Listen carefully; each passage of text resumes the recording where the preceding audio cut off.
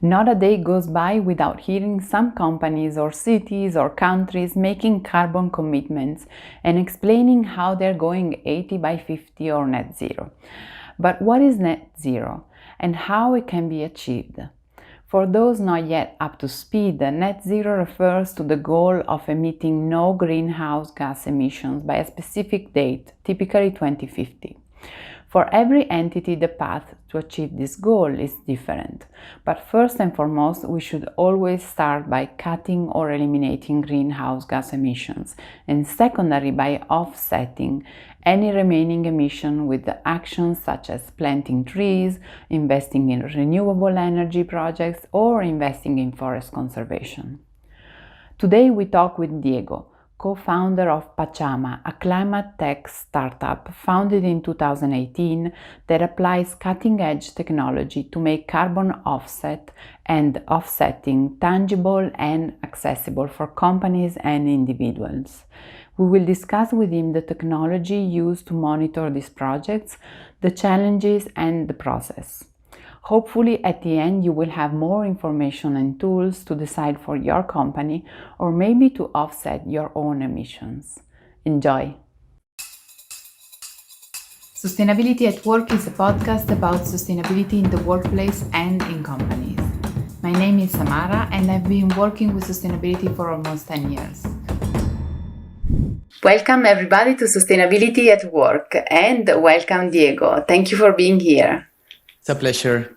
Thank you for making the time. I have to say, Diego, that I have so many questions for you because I think the world of carbon credits, it's going crazy. All companies are promising to go net zero, and this is a big topic everybody are talking about. And I have to say there is a little bit of confusion. So I have a tons of questions, and I'm so happy to be able to talk with you. So Diego, if you can introduce yourself and Pachama, is that correct? Is that how you pronounce it? Okay. Yes, that's correct. And what Pachama is? Yeah, so I'm Diego Saez-Gil. I'm co-founder and CEO of Pachama. Pachama is a new technology company with a mission of restoring nature to solve climate change. And what we're specifically doing is we are building a verified marketplace for forest carbon credits. As you know, reforestation and forest conservation is a huge potential source of carbon removal and avoidance of emissions because forests have the characteristics of being both part of the problem because, if we replace forests with agriculture, this emits CO2. But if we grow a forest, that captures CO2. And according to the World Resources Institute, we have about 2 billion hectares in the planet available for forest restoration, which could sequester tens of gigatons of carbon from the atmosphere. Now, there is a framework by which reforestation and conservation projects can receive carbon credits that then can be invested by companies or governments or consumers that want to compensate their carbon footprint.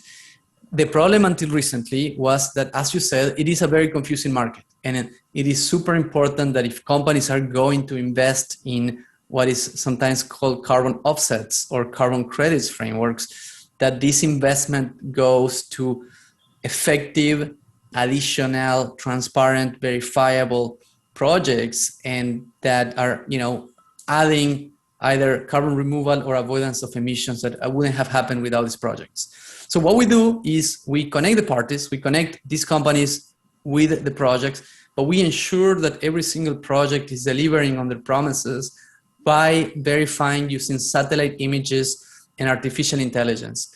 And what's unique about our technology is that until recently, it was very difficult to analyze very big data sets remotely. But with the advent of artificial intelligence and cloud computing and so many advances on remote sensing in general, now it is possible. So while we're still at the beginning, we already demonstrated that there is a lot that can be replicated with satellite data when it comes to analyzing a project remotely.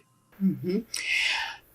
So before going more deeper into your work, I would like to understand a little bit what are the challenges in the carbon credit market, because I've heard everything. I mean, I also want to understand, when a company buys credit, how big is this piece of land that we are talking about? Because you talk about not being able to check on the ground this, and I understand that if we are talking about huge spaces. So what are the challenges when a company decides to try this?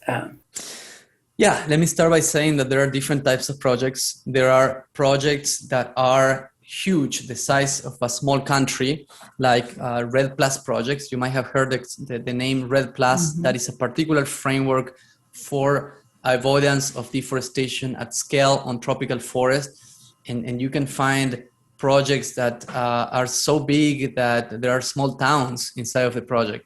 And there are communities that live of that forest, and in which the work is about engaging the local communities on finding forms of livelihood that restore the forest as opposed to exploit the forest. So, for example, we have a project like that in Peru that is empowering local communities, more than 400 families, to collect Brazil nuts from the trees in a sustainable way and to replant more trees enriching the forest, as opposed to cutting down the trees and doing other economic activity like cattle ranching.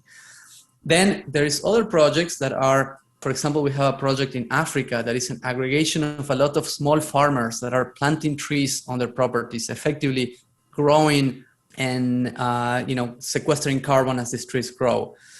So the projects look differently, but at the end of the day, everything is unified by the unit of carbon sequestration or carbon avoidance of emissions, a carbon unit, a carbon credit. Now, when a company decides to invest, they are purchasing these carbon credits that are issued by some of the registries that issue the carbon credits, and that have a series of methodologies and protocols by which these carbon credits can be issued. And if a company wants to claim that they are achieving carbon neutrality or net zero with those credits, they need to retire them from the public markets, meaning that they cannot be resold again. It is also possible for a trader to buy a credit and resell it later, but this trader cannot claim anything with that credit. And the intention with that is to bring more liquidity, more financing to the market. So I guess today the biggest challenge for a company is understanding what they should be looking for in a project, ensuring that the project is delivering on their promises, ensuring that the project also brings co-benefits, that it's not just about carbon, but are they protecting biodiversity? Are they helping local communities? Are they respecting human rights? And if all that is the case, then companies can make the investment. And we try to make that part easier for companies because we pre-check every single project and we present all the information in a way that companies can make the decision quickly. And then if they had to make several purchases over time, we also help them do that in a seamless way once they have made a decision to invest in a portfolio of projects. Mm-hmm. I do have a question about time. What is the normal time of commitment for a project like that? Generally, the minimum is 40 years. More commonly, it's 100 years. So we're talking about multi-generational commitments. And the intention is that these projects can renew after those periods as well. So even though the next 2 decades are the real critical decades for climate change, we actually, need for the carbon to stay sequestered for the very long term, because the CO2 that we put in the atmosphere is going to stay there for thousands of years, right? So if we want to keep the temperature stable, after we reach 1.5 degree warming with the momentum that we already have, it is essential that this project stay on the ground. And I guess also the whole market of carbon credit is essential to get to the challenges of 2030 and 2050. There's almost no other way to get to those. We need everything, oftentimes, there is a question of is this a solution to climate change? The reality is that there is no one single solution. We need, first and foremost, we need to move away from fossil fuels. There's no doubt about it. And we need to, that entails a lot of things. We need to invest in renewable energy. We need to stop extraction immediately. We need to give a pathway for energy companies to reinvent themselves as soon as possible. Secondly, we need to use our land better, because land change is 30% of the emissions. You know, the way that we cut down forests, the way that we do agriculture is a big source of emission, and we need to do regenerative agriculture and reforestation. And number three, we need to remove CO2 from the atmosphere. And again, reforestation is one of the most effective and scalable ways that we have to remove CO2. And there are new technologies such as direct air capture and mineralization that have a lot of potential to be able to remove CO2 from the atmosphere.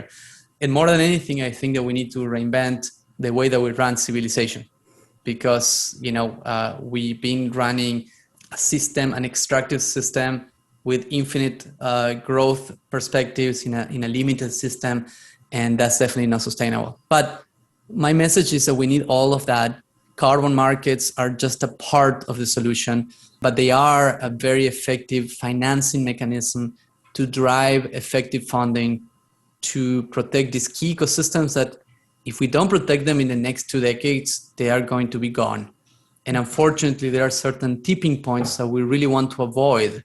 If we deforest more than 25% of the Amazon rainforest, there could be a desertification of the Amazon rainforest, which then turns into further drying and warming of the planet. So going back a little bit to technology, congratulations, because I read that Bloomberg gave Pachama the Climate Tech Innovation Competition. You won that, which is a game-changing technology that accelerates decarbonization and energy transition. So I wanted to delve a little bit more about on the technology. Yeah. Which I think it's a big part of your company. What technology are you using? Yeah, what's novel about us from a technological perspective is how we are combining a lot of different data sets that were not combined before, including satellite images, radar data coming from satellites, LiDAR data coming from satellites and from airplanes and drones, and ground data collected by sensors or by foresters. And then we fuse all these different data sources and we run and train algorithms on that data, algorithms that learn, by correlating and by trying an error, by having trials and errors on predictions, which is this technique called deep learning. It's a very novel artificial intelligence technique that is used by all technology companies today to do other things, such as identifying that your face is your face, right?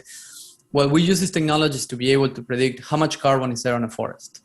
And it's an application of artificial intelligence that it's very powerful, because not only can help us understand the role of forests on climate change, but other things in the future. Imagine being able to predict indexes of biodiversity and health of ecosystems. So I think we have been recognized by this novel use of AI at the service of nature. But in addition to that, we are using many other technologies on building an online marketplace that could trade, carbon credits with transparency and with efficiency around the world, which is not a trivial thing. Mm-hmm. So who is the team behind Pachama? What skills they have and what profession they? I think one of the good things is that we do have a very multidisciplinary team. So we combine software engineers, machine learning engineers with forest scientists and remote sensing scientists and data scientists. And we also have entrepreneurs and business builders, right? What we all have in common is a deep passion for nature and for the planet. And everybody was called to this mission because they were worried about climate change and they wanted to work on the solutions at the cutting edge of technology. And it's just a wonderful team. Mm-hmm. So you're based in San Francisco, and then the location where you, let's say, you have your, how do you call it, where you have your carbon credits Sure. in nature, where are those? Well, the company started in San Francisco, but now we are a distributed company with people in 8 different countries, including Europe, South America, Oceania, and North America. And the projects are also very global. So we're a global company from a team perspective, a global company from a customer's perspective, and from a project's perspective. We have projects in Uruguay, Brazil, Peru, Colombia, Mexico, the US, Canada, Ghana, Papua New Guinea, and we're adding new countries every couple of weeks. So yeah, I mean, climate change is a global problem, needs to be solved by everyone. Who are your customers? Who are the companies who are contacting you? Yes, our customers are companies of all sizes, from large corporations, publicly traded companies, all the way to small businesses. And we think that anybody can play a role. You know, no company is too small that they cannot take an action on climate change. And of course, no company is too big that they cannot take action on climate change. So we did have a great traction on the technology world because many technology companies understand our language. But we are starting to work with companies in the airline industry, in the fashion industry, consumer brands, and so forth. Mm-hmm. And how is the process of a company approaching you, and what service you offer to guide them, because it's really a journey, long one. That's correct. Yeah. Oftentimes they come to us early on their journey, and we try to help them as they navigate through carbon accounting, which is basically measuring their emissions.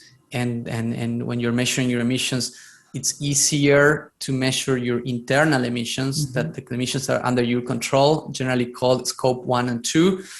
But then it's more challenging to measure your extended emissions, which is the emissions of your entire value chain. Those are called scope 3 emissions. Now, there are a couple of firms, consulting firms and some technology firms that focus on that, and we oftentimes connect them to the right ones and want to help them get the accounting right. The second step is to start actions to reduce carbon emissions. And then the third step is to invest on carbon offsetting through nature-based solutions. Now, many companies are forward-looking and they know, well, next year and the year after and the year after are going to have to invest in carbon offsetting. I rather invest now on originating those projects or on securing these long-term contracts with projects that will deliver high-quality carbon units at a reasonable price. So that's why they engage early with us. But as you said, it's definitely a journey. We do have team members that are there just to advise companies as they go through their journey. Is there a limit to how many emission a company can offset? Or is there something depending on the region where they're operating? Europe is different. You have to think that there are two markets. There are compliance markets with clear rules of what are the caps of emissions, and then there are voluntary markets. In voluntary markets, companies are just self-imposing voluntarily a target to achieving net zero or carbon neutrality. And companies can do whatever they want. We encourage them to do the boldest thing, which is to say, we are going to compensate all our emissions. Not only the emissions that we put this year, but all the emissions that we put in the last 30 years of existence. Is that Microsoft who did this? Microsoft did this, yes, and we definitely applaud Microsoft. But there are other companies that are taking that stance. And if you think about it, it makes a lot of sense. You put that pollution out there, you can take responsibility on taking it down through carbon removals. And of course, it is a hard thing to do. But as I said, there's no limit on what companies can do in terms of impact. Now, we also insist that they primarily need to reduce their emissions. That is the critical thing to do in the next 2 decades.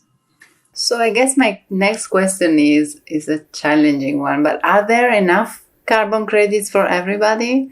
If all companies want to buy carbon credits also in the past, or countries? No, we need more projects. And that's why one of the bottlenecks has been verification and monitoring, and the tools that we're building can hopefully help originate more projects of high quality. And, as I said at the beginning, there's 2 billion hectares available for restoration. So land where to plant trees is not missing. What is missing is the flow of capital and an effective mechanism to verify at scale. And then, of course, the logistics of operating an effective reforestation project or conservation project. And again, these technologies that we are working with only became available a few years ago, right? So we hope that this can be the key of unlocking the volume of carbon credits. And again, let's remember that carbon credits are just a vehicle to fund the carbon removal that is required to avoid the worst of climate change. My understanding is that there are two big different legislation. Europe and the US are different. How they are different? In the US, there's a lot of disparity. There's not a federal, framework at the country level. There are states, in California, there is a carbon market. In Washington State, there is a carbon market in design. And in Europe, there is a European scheme. And again, all these are early attempts at carbon markets, which, have good things and things that need to be improved. And then there is a Paris Agreement, which is the biggest framework of all, in which countries are committing to reduce their emissions and to remove carbon. And there are still some definitions of the Paris Agreement that are taking longer than what we would want, which is Article 6 is a particular, article that would implement carbon markets. But yeah, if anything, we need more of these compliance markets. So once again, I had another guest talking about this. Legislation is key. Definitely, yes. I mean, we need more legislation, we need more policy, and we need to try different things also on the policy arena. There is not one single answer. Each country needs to do a different thing. If you ask me, Brazil needs to make illegal the deforestation of the Amazon rainforest right now. That should be their policy priority. The US needs to focus strongly on avoidance of emissions, right? On achieving net zero by not burning more fossil fuels, right? Argentina probably needs to move away from beef. And every time I say this, I get a lot of criticisms in Argentina. But yeah, each country needs a different policy, but we definitely need government regulation if we are to avoid the worst of climate change. Mm-hmm. Do you think we will get to a point where there will be one body legislating about carbon credit, one single definition of what carbon credit is, one single price, or would not make sense? We do have the United Nations, setting the standard, and then we do have different registries and standard bodies that are, setting specific methodologies and protocols such as Vera and Gold Standard and Climate Action Reserve. Others might emerge in the future. And yes, we do need all of them to be consistent with each other in terms of, high-level standards and in ensuring the integrity of the carbon accounting. Mm-hmm. I don't think there's going to be one for the entire planet. No, I don't think so. Going back a little bit about one thing you said, I think it's very interesting that your project is not only about carbon and you're already looking at biodiversity and conservation. Can you tell us a little bit about those projects? Yeah, so we started a company with a mission of restoring nature, not with a mission of selling carbon credits, right? Mm-hmm. And carbon credits is the vehicle that we find to be more effective today to restore nature. But there is just so many benefits that restoring nature brings. And, we know that, the Amazon rainforest, everybody knows is the lungs of the planet, but, we also have coastal ecosystems that are key. There is, the opportunity to restore coral reefs and kelp forests. There is the opportunity to drive carbon sequestration with regenerative agriculture. And everything is linked with everything else. We live in a civilization is hyper-connected, and we live in a planet that is hyper-connected. So yeah, we always think about what are all the areas in which remote sensing, satellite data, and AI can help unlock the work that is needed to be done in these ecosystems. So do you have already projects in the oceans? Not yet, but we are looking closely at some projects. Hopefully we'll have some things to announce there soon. So maybe the last two questions I have for you. One is, because this is a market and more companies are asking for credit, is this going to be a luxury item one day, very soon? I don't think so. I mean, if anything, to me, this should become table stakes. Carbon neutral products and services and net zero companies should be the norm. Mm-hmm. Okay. So last question I ask everybody, is there a place in the world that recharge you, energize you, give you positivity? I don't know, is it Argentina or is it somewhere? Well, I would say that the forest, no matter where, here in California, I'm surrounded by redwood trees, and I love walking among the redwoods and seeing how small I am, compared to them. That gives me a lot of perspective. And in Argentina, my favorite forest is La Yunga, which is where I grew up. La Yunga is this dense, wet cloud forest that is just, so beautiful. And I also try to go and spend time there with my family. Wonderful. Okay, Diego, thank you so much. This was really wonderful. I really need this chat. It was great. Congratulations for all you're doing with the company. And thank you for your time for this interview. Thank you so much, Samara. A pleasure. Thank you, everybody. And please subscribe to the YouTube channel. And I see you next week. Thank you.